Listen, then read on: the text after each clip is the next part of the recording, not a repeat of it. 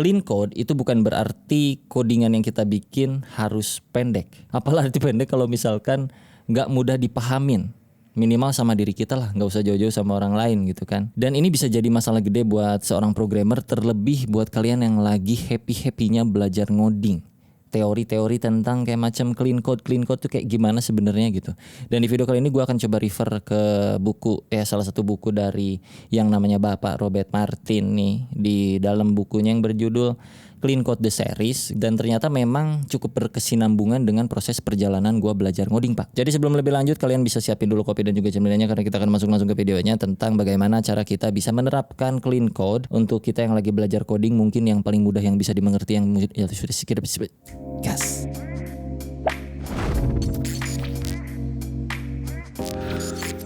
Sebelum masuk ke unsur-unsur dari clean code-nya bro, mungkin kita harus pahamin dulu tentang clean code-nya itu apa artinya. Mungkin gak semua orang tahu tentang clean code juga. Clean code itu intisarinya sebenarnya nih bagi gue sendiri nih Maya, supaya gimana caranya itu program yang kita bikin tuh ya setidaknya kita bisa mengelolanya dengan baik. Kita jangan kesulitan ketika kita lagi mau modifikasi sesuatunya di dalam program itu. Kita merasa dimudahkan ketika kita mau menambahkan fitur baru di dalam program yang kita bikin. Jangan sampai kita bikin program tapi kita sendiri kebingungan kalau kita mau nambahin fitur baru, atau kita sendiri yang bikin program tapi kita sendiri yang kesulitan kalau mau cari bugnya. Misalnya kalau ada bug terus kita mau fixing itu kita susah misalnya kayak gitu. Jangan sampai kayak gitu.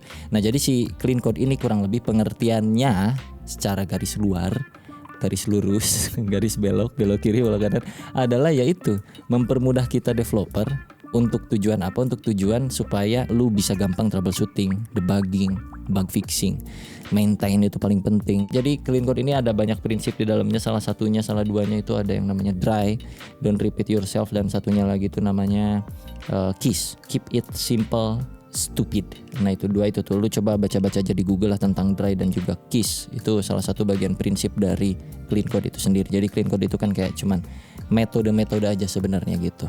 Ya yang tadi gue jelasin lah sebenarnya. Kalau misalkan yang tadi gue jelasin itu bisa jelas, tapi kalau yang tadi gue jelasin itu nggak jelas, berarti itu bukan penjelasan, tapi pertidakjelasan. Yang pertama itu naming atau penamaan. Kalau dari bukunya Robert Martin, Clean Code The Series, penamaan itu penting. Kenapa? Karena di dalam kita bikin project codingan kayak begituan itu kita tuh dideketin sama yang namanya sebuah penamaan atas apapun. Function kita kasih nama, variable kita kasih nama, file kita kasih nama, extension file kita kasih nama, package kita kasih nama, folder kita kasih nama, apalagi coba, kelas dan segala macamnya. Ya walaupun ada sih kayak function yang nggak usah dikasih nama, itu ada juga anonymous function dan kawan-kawan kalau di JavaScript. Ya tapi itu mah beda cerita lagi. Tapi intinya kita kalau ngoding tuh berkaitan dengan yang namanya penamaan. Oke? Kenapa ini penting penamaan? Gua kasih contohnya nih ya. Ada variabel bernama post dengan tipe data integer. Ini perandai-andaian saja, bro. Dan di sini kita lihat ada blok komentar yang ngasih tahu kita bahwa variabel ini adalah untuk kita mengetahui posisi indeks array saat ini. Oke. Dan kalau kita baca atau refer ke bukunya Robert Martin yang mengatakan bahwa minimal setidaknya kalau clean code itu bro informatif nama variabelnya gitu ya. Kalau bicara naming nih, informatif, bisa dibaca, terus juga mudah dicari dan juga sesuai dengan fungsinya. Kalau variabel yang ada di sini itu kita sudutkan ke arah minimalism yang ada di dalam bukunya Clean Code Robert Martin ini, kita coba ya arahin satu persatu. Apakah integer post ini informatif? Iya, jawabannya informatif. Kenapa? Karena ada blok komentar program. Betul. Tapi andai kata kalau kita nggak baca blok komentarnya atau bahkan blok komentarnya ini gue hapus spread, lu pertama kali lihat variabel ini, lu mendeskripsikan variabel ini sebagai variabel apa coba? Kira. Post. Bisa position, bisa pose, bisa posting, bisa post. Bisa post yang lain-lain gitu kan. Jadinya sebenarnya ini variabel enggak informatif. Yang informatif itu adalah blok komentar programnya, bukan variabelnya. Oke? Jadi untuk minimalism nomor 1 informatif itu enggak dapat nih variabel ini nih. Oke, udah kecoret 1. Terus poin yang kedua, apakah variabel ini bisa dibaca? Bisa dibaca. dilafalkan gitu. Pos, enggak kayak pos 3199 pos 11 kayak gitu, enggak. Tapi ini bisa dilafalkan dengan jelas kayak kita ngobrol ke manusia. Pos kayak gitu. Jadi bisa dilafalkan. Oke, ini masuk. Terus apakah mudah dicari? Nah, gimana menurut kalian? Arti mudah dicari di sini yang gue pahamin adalah anggaplah di dalam project kita punya satu file yang isinya ini si variable post ini ada nih. Terus kan namanya sebuah file codingan tuh nggak mungkin satu variable doang tuh, kayaknya jarang ya kalau di dalam satu project yang besar misalnya adalah taruh post gitu kan. Terus di bawahnya juga ada yang lain-lain, ada posting function misalnya. Terus ada postur misalnya, atau ada post apa ya? Ada pose atau Poseidon, ada variable apa yang berkaitan dengan post. Jadi penamaan postnya itu include juga di post-post yang lainnya ada gitu. Nah, efeknya apa? Mudah dicari atau tidak? Kayak gini, misalkan gue cari di dalam VS Code yang terkait dengan post, spesifik variabel post ini. Kalau gue cari itu kan bakal muncul nanti sugestinya itu bukan post yang gue maksud sebenarnya, tapi post-post yang lain akan ada juga highlightnya gitu karena lebih. Yang mana ini akan menghambat kita dalam proses development pastinya. Walaupun cuma sedetik, 2 detik, 3 detik doang mungkin ya. Tapi setidaknya ini baru di VS Code loh. Kan orang-orang tuh beda text editornya, ada yang mudah Ctrl F-nya, ada yang gampang gitu mencarinya, ada yang beda-beda lah pokoknya mah. Jadi kalau mengandung post itu beneran postnya yang kayak gimana gitu. Walaupun lu bisa pakein filter juga bahwa khusus yang 3 huruf post doang, jangan ada lain-lain selain itu. Tapi kan itu ada proses tambahan lagi. Jadinya setidaknya memotong waktu walaupun cuman sekian detik, dan namanya juga ini mah syarat, gimana lagi atuh ya, gue juga ya. Kayak gitulah kurang lebih. Jadi ini bisa dibaca oke, tadi kan informatif tidak, terus mulai dicari enggak kalau bagi gue. Terus apakah sesuai fungsinya ya? Ini udah pasti enggak, karena informatif aja enggak, gimana mau tahu ini fungsinya apa kayak gitu kurang lebih. Jadi variabel satu ini yang namanya post itu tidak termasuk clean code. Jadi gimana kalau yang clean code-nya Bang untuk yang post ini? Kalau kita baca dari deklarasinya, posisi index array saat ini, artinya kita bisa kasih nama. Salah satunya misalnya lu kasihlah current index position, tanpa harus lu kasih komentar blok program posisi index array saat ini. Lu baca variabelnya pun itu udah pertama informatif, yang mana udah sesuai dengan fungsinya, current index position, posisi indeks terakhir atau saat ini gitu loh ya. Terus juga apakah bisa dibaca? Bisa dong, orang bahasa Inggris banget gitu kan. Current index position. Apakah mudah dicari? Udah pasti. Kalau lu Ctrl F, current index position full spec gitu, kurang lebih kayak seret gitu lah. Pas di enter ya langsung muncul dia. Nah, ini berarti udah bisa dikategorikan sebagai clean code versinya buku apa tadi? Pak Robert Martin, dan gue juga menyetujui. Ya iyalah, orang sana sama profesor gue mah bukan ya kan, masa iya nggak setuju kan, agak gobles. Oke, itu. Dan misalnya ini ada variabel yang kedua ya, contohnya ini variabel object ya kan, bertipe object. Kalau tadi tipenya integer, sekarang tipenya object. Nama variabelnya itu player. Terus ada isinya itu mengandung 2 hal, yaitu X nilainya 5 dan Y nilainya 10. Ada komentar blok program nih, titik posisi player. Oke, coba runtun satu-satu menurut lu sendiri dah. Apakah variabel player ini informatif? Bagaimana? Oke, jawab di kolom komentar ya. Apakah variabel player ini bisa dibaca atau dilafalkan? Jawab di kolom komentar. Apakah variabel player ini bisa dicari? Jawab kolom komentar. Apakah variabel player ini sesuai dengan fungsinya? Jawab di komentar. Kalau sudah, akan gue munculkan hasilnya berdasarkan refer ke buku sono ya. Jadi kalau kita bisa deklarasikan nih, titik posisi player, ada 2 kata kunci yang bisa kita ambil nih. Pertama player sebagai objeknya, terus yang kedua adalah titik. Titik. Yang kedua adalah posisi, titiknya gak penting ya. Posisi, mohon maaf ya. Jadi ada kalau kita baca ini posisi player, oke, posisi player. Makanya ada sumbu X, di situ ada sumbu Y. Terus di sini dikasih nama variabelnya player doang. Sedangkan dalam sebuah objek player itu punya karakteristik tuh si player, biasanya punya nama, punya posisi, terus punya juga fungsi, metode dan segala macamnya dari player, misalnya attack, defend dan kawan-kawannya itu.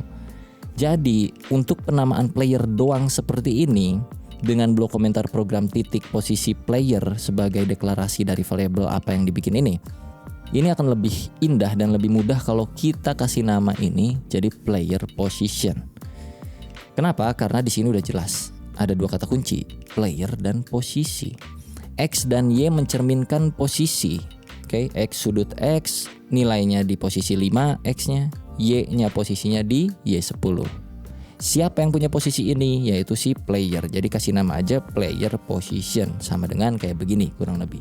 Apakah jawaban kalian tadi udah sesuai kayak gitu juga harapannya mungkin, atau kalian punya versi masing-masing? Jadi terserah ya, versinya masing-masing seenaknya kalian aja. Tapi tetap refer ke panduan minimalismnya tadi apa, informatif, bisa dibaca, mudah dicari sesuai dengan fungsinya. Lalu kalau misalkan ini menjadi sebuah kelas bagaimana bang? Taruhlah ini ada kelas player, terus kita masukin langsung di situ this.position sama dengan X sama dengan Y 5, 10 kayak gitu-gitu. Jadi nanti pas pemanggilan objeknya kita bikin sebuah instance baru. Jadinya tuh player.position.x, player.position.y kayak gitu-gitu, bukan player.x. Apa tuh player.x? Player.y apa tuh player.y kayak gitu-gitu kan. Y dan X-nya itu kan adalah sebuah posisi. Posisi dari siapa? Posisi dari player. Jadi player.position.x itu kayaknya lebih enak untuk dilafalkan, terus informatif juga dan mudah dicari juga, terus juga sesuai dengan fungsinya. Kurang lebih kayak gitu. Oke, seputar penamaan sepertinya cukup segitu aja dulu. Mungkin kalian udah ada gambaran ya kurang lebih kayak gimana. Jadi untuk penamaan itu nggak cuma untuk variabel, tapi bisa untuk kelas, untuk function juga kayak begitu ya. Sedeklaratif mungkin ya, sebisa mungkin itu penamaannya sesuai dengan fungsinya tuh apa. Terus juga untuk penamaan tuh kalau bisa singkat ya singkat, kalau nggak bisa singkat ya nggak apa-apa dibikin panjang, daripada pendek dulu tapi nggak ngerti gitu kan. Kayak misalnya ini contoh-contohnya gue munculin deh, antara yang pendek dan yang panjang lu lebih prefer yang mana gitu, apakah yang panjang apakah yang pendek, ya itu terserah lu. Tapi kalau bagi gue pribadi sih gue lebih prefer yang panjang tapi mudah untuk dicerna gitu, daripada pendek keren kayak short code gitu, one liner segala macam tapi kayak apa sih nih anjir, gue nguliknya harus 2 hari baru gue paham sebenarnya fungsinya tuh untuk apa gitu. Tapi kalau udah dikasih deklarasi yang penamaan variabelnya tuh kayak langsung gitu to the point, inti dari si variabelnya tuh apaan, itu kayaknya gue lebih demen yang begituan. Termasuk gue kalau ngoding sama tim juga begitu, nggak apa-apa lah panjang-panjang variabelnya, it's okay bro, daripada pendek gitu kan. Tapi ya enggak, terkadang yang pendek itu nggak selalu enak gitu ya kan. Yang panjang kan ya. Oke, poin berikutnya itu tentang minimalisir code comment. Jadi gua baca-baca itu bahwa blok komentar program tuh diyakini bahwa berarti lu nggak yakin dengan apa yang lu tuliskan sebenarnya, katanya di dalam sintaksnya tuh. Jadi kalau lu bikin satu variabel terus lu kasih blok komentar, misalnya lu bikin kayak yang tadi tuh in post, terus lu kasih tahu kan ini adalah posisi indeks terakhir kayak gitu-gitu. Itu tuh dikatakan bahwa lu kayak nggak yakin lu ngoding, berarti itu sintaks yang lu bikin atau variabel yang lu bikin tuh kayak nggak apa gitu loh, fungsinya apa, tujuannya apa, gimana cara pakainya kayak gitu-gitu kurang lebih. Jadi intinya tanpa harus pakai blok kode komentar kayak gituan, lu harus bisa menjelaskan, mendeskripsikan tentang sintaks yang lu bikin di situ gitu, tanpa harus lu kasih komen. Lah bang, itu banyak gue lihat kalau gue lagi clone GitHub punyanya orang-orang pro tuh banyak komen-komennya. Ya mungkin itu dalam studi kasus edukasi, karena blok kode komentar ini kalau gue lihat ada kayak macam 2 hal nih, ada yang legal, ada yang kolaboratif. Kalau yang legal itu kayak macam lisensian kayak tadi gitu, copyright lah misalnya, atau misalkan ketentuan-ketentuan khusus tentang library yang lu comot atau kode yang lu comot.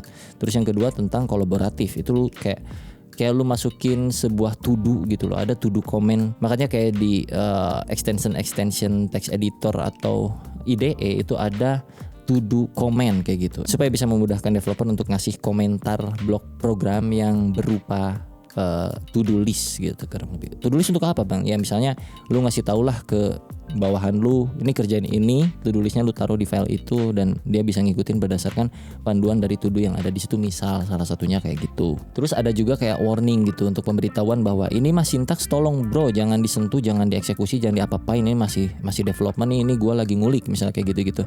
Ada tuh terkadang warning yang kayak gituan. Gua sih suka lihat juga yang kayak gitu. Nah itu bagian dari kolaboratif komen lah kurang lebih kayak gitu kalau gua bilang nih ya, sama yang tadi tuh kayak legal comment. Jadi untuk 2 hal itu sih kalau gua masih mewajarkan ya. Tapi kalau selain dari itu komen-komen kayak macem ini fungsinya untuk nah gitu-gitu mah kayak kurang aja gitu, kecuali untuk edukasi supaya kita bisa ingat aja terus apa yang sebenarnya terjadi di dalam blok baris program yang ini, blok baris program yang itu, misalnya gitu. Poin berikutnya adalah formatting. Formatting ini kayak macam misalnya nih ya, indentasi ya. Berapa tab geser ke kanan setelah blok yang atas setelah kurawal ini, apakah harus enter atau tidak, apakah harus titik komanya di bawah atau di kanan, kayak gitu-gitu, apakah harus double quotes atau quotes single quotes, apakah harus backtick atau tidak, apakah harus underscore atau huruf besar, pemisahannya atau kayak gimana, kayak gitu-gitu. Itu formatting, itu bagian dari formatting, dan ini penting juga untuk tujuan pastinya kolaborasi dan juga konsistensi dalam kita membuat sebuah program. Jangan sampai file yang ini mah indentasinya 2, pindah file indentasinya 4, di sini mah semuanya single quotes, di sini mah semuanya double quotes, tanpa lu tahu maksud dari keduanya itu apa sebenarnya gitu loh. Kecuali lu paham apa maksudnya gitu. Lu pakai single quotes di sini karena dengan tujuan bla bla bla bla bla.